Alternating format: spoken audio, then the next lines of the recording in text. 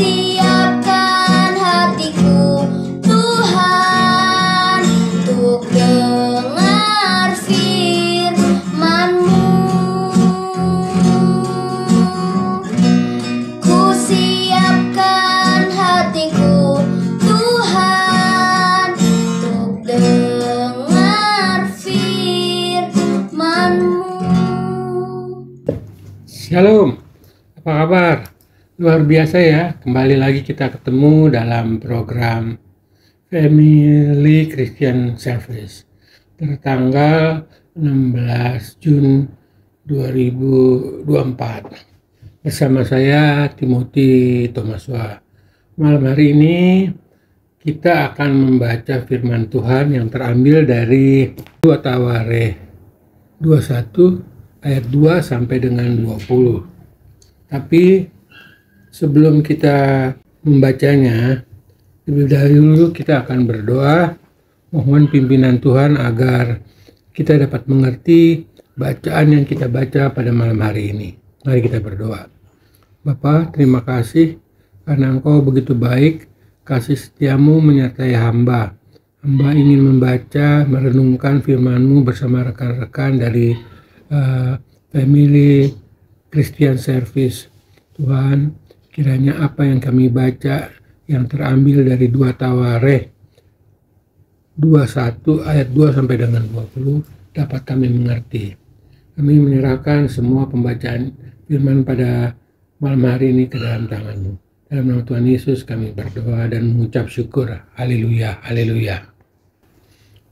Pembacaan kita pada malam hari ini terambil dari 2 Tawarikh 21 ayat 2 sampai dengan 20.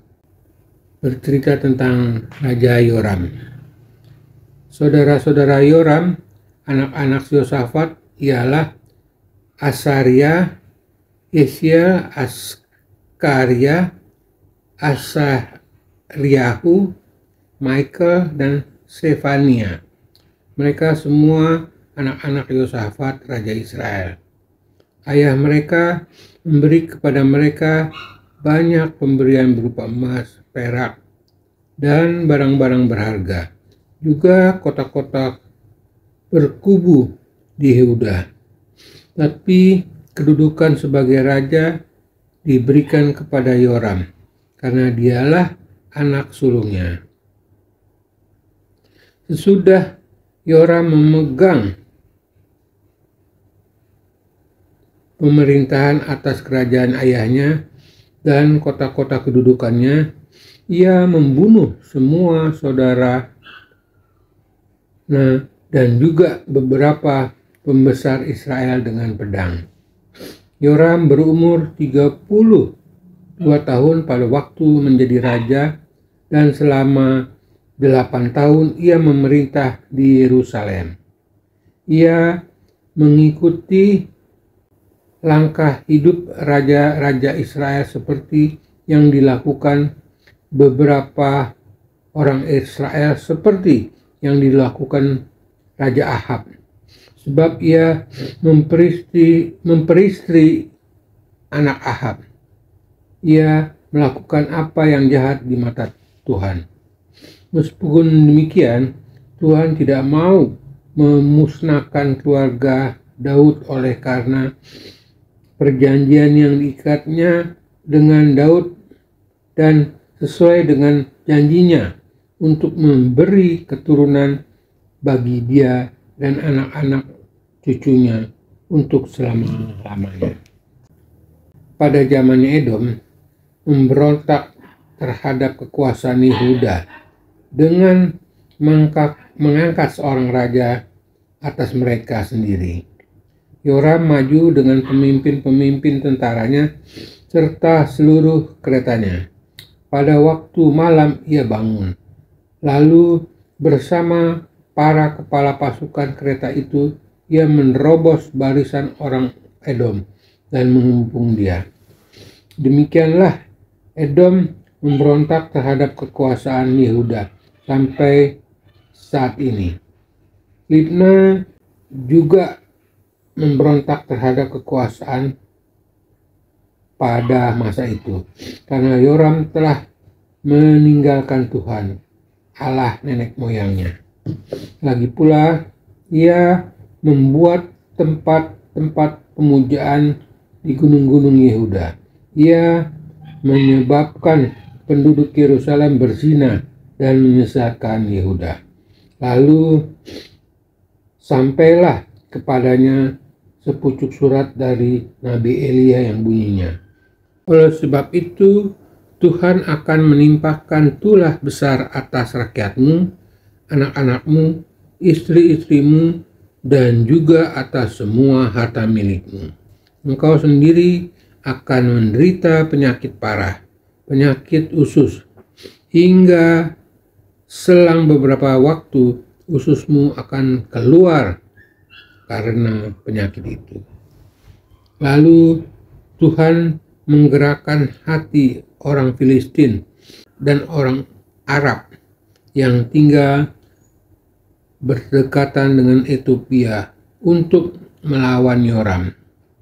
Mereka maju melawan Yehuda, memasukinya dan mengangkut segala harta milik yang terdapat di dalam istana raja sebagai jarahan.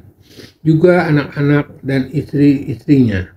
Tidak seorang pun anak pun tertinggal baginya, kecuali Yoahas, anaknya yang bungsu. Sesudah semuanya ini, Tuhan meludahi Yoram dengan penyakit usus yang tidak dapat disembuhkan. Beberapa waktu berselang, kira-kira sesudah 2 tahun, keluarlah ususnya karena penyakit itu. Lalu ia mati dengan menderita yang hebat. Rakyatnya tidak menyalakan api baginya seperti yang mereka lakukan bagi nenek moyangnya. Yoram berumur 32 tahun pada waktu menjadi raja. Selama 8 tahun ia memerintah di Yerusalem. Ia meninggal tanpa disesali orang. Ia dikuburkan di kota Daud, tapi tidak di dalam perkuburan raja-raja. Demikianlah pembacaan firman pada malam hari ini. Kiranya firman ini bisa kita pahami. Dari apa yang kita baca ini, kita bisa belajar dari kisah ini. Kita diajak untuk berhati-hati terhadap racun atau pengaruh buruk. Mari kita peka dan waspada atas semua itu dengan memohon kepada Tuhan. Mintalah Roh Kudus menjaga kita agar kita tidak mudah terpengaruh oleh orang jahat. Demikianlah inti dari bacaan yang saya sampaikan. Tapi sebelumnya kita akan berdoa. Mari kita berdoa. Bapa, terima kasih karena Kau telah menyertai kami dalam membaca kebenaran firman-Mu pada malam hari ini. Tuhan, terima kasih atas firman yang kami baca. Kiranya firman ini menjadi rema dan dapat kami belajar dari apa yang dialami bangsa Israel ketika mereka memilih pemimpin yang salah. Dari sini kita belajar bahwa kita pun harus berhati-hati dalam menentukan. Kita harus waspada dan kita harus memohon kepada Tuhan agar penyertaan Tuhan menyertai kita senantiasa. Terima kasih atas firman ini Tuhan. Kiranya firman ini bisa kita terapkan di dalam kehidupan kita sehari-hari. Inilah doa hamba yang kami panjatkan pada malam hari ini. Dalam nama Tuhan Yesus kami berdoa dan mengucap syukur. Haleluya, haleluya, amin. Oleh sebab saudara semua, kita berjumpa kembali besok dengan program yang lain. Tuhan memberkati kita semua. Shalom. Firman-Mu, berita bagi kakiku, terang